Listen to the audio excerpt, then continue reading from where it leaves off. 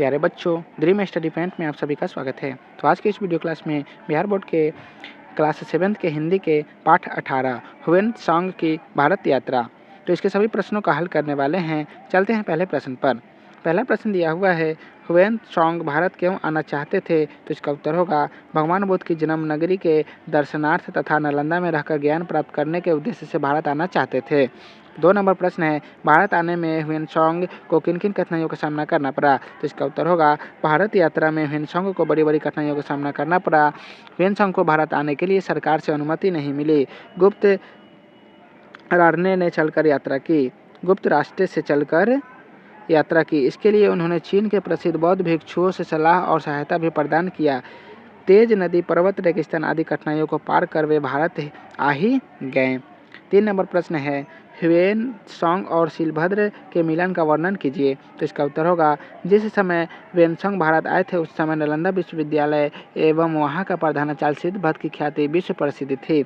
जब शिलभद्र से मिलने ह्वेनसांग नालंदा पहुँचे तो मिलने से पूर्व 20 भिक्षुओं ने ह्वेनसांग को विभिन्न प्रकार की जानकारी दी। उसके बाद शिलभद्र के सामने उसको लाया गया। ह्वेनसांग शिलभद्र के सामने घुटने बल बैठकर सबसे पहले शिलभद्र के चरणों का चुंबन किया और भूमि पर सिर रख दिया। इसके बाद शिलभद्र के सम्मुख खड़ा होकर नम्रतापूर्वक बोला, मैं आपके निर्देशन में शिक्षा ग्रहण करने के लिए चीन से यहाँ तक यात्रा की। मैं प्रार्थना करता हूँ कि आप मुझे अपना शिष्य बनाएं।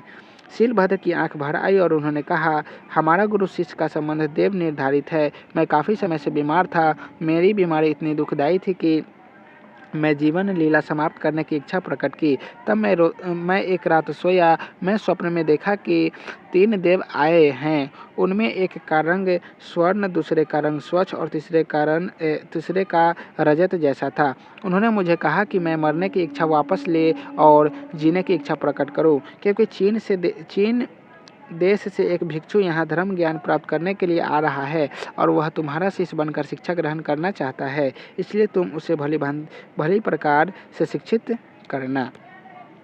4 नंबर प्रश्न है, नालंदा का वर्णन ह्वेनसांग ने किन शब्दों में किया है? तो इसका उत्तर होगा नालंदा का वर्णन करते हुए ह्वेनसांग ने लिखा कि नालंदा के मठ के चारों ओर ईंटों की दीवार थी। एक दूसरे महाविद्यातम के रास्ते में खुलता था। वहाँ 8 बड़े कक्ष थे। सभी भवन कलात्मक और बुर्जी से सज्जित थे। वेधशालाएं सुबह के कुहासे में छिप जाती थी और ऊपर कमरे बदलों में खोए से प्रतीत होते थे। मठ के खिड़कियों से झांकने से लगता था कि वह हवा के साथ मिलकर बादल अठखेलियाँ कर नई नई आकृति बनाते थे। वृक्ष के पत्तों पर सूरज और चांद की रश्मियाँ झिलमिलाती थी। तालाबों के स्वच्छ पानी पर नील कमल खिलते थे तथा रक्ता कनक के पुष्प झूमते थे। पर पड़ोस के आम कुंजों के आम की बैर मंजर से भीनी भीनी खुशबू वायु में तैरती रहती थी।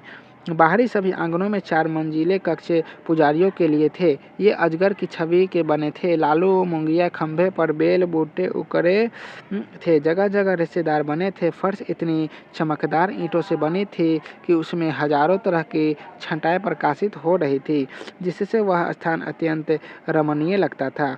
वहाँ का राजा पुजारियों का सम्मान करता था। लगभग 100 गांवों के लगान को इस संस्थान में धर्मार्थ दान दिया करता था। पाठ से आगे का पहला प्रश्न है, निम्नलिखित अंश ह्वेनसांग के किस पक्ष को दर्शाता है? तो इसका उत्तर होगा, जब तक मैं बुद्ध के देश में नहीं पहुंच जाता मैं कभी चीन की तरफ मुड़कर भी नहीं देखूंगा। ऐसा करने में याद रास्ते में मेरी मृत्यु हो जाए तो उसकी चिंता नहीं। तो इसका उत्तर होगा उपयुक्त अंश ह्वेनसांग की दृढ़ निश्चय एवं भगवान बुद्ध के प्रति श्रद्धा पक्ष को दर्शाता है। 2 नंबर प्रश्न है, आप अपने आसपास के धार्मिक ऐतिहासिक स्थल पर जाइए और उसकी विशेषताओं का उल्लेख कीजिए। तो इसका उत्तर होगा हमारे आसपास के एक ऐतिहासिक एवं धार्मिक स्थल रूप जयमंगलागढ़ है। इतिहासकारों के अनुसार यह स्थान राजा जयमंगल सिंह का किला था। यह किला चारों ओर से गहरी और चौड़ी खाई से घिरा हुआ है, जो आज कांवड़ झील के नाम से जाना जाता है।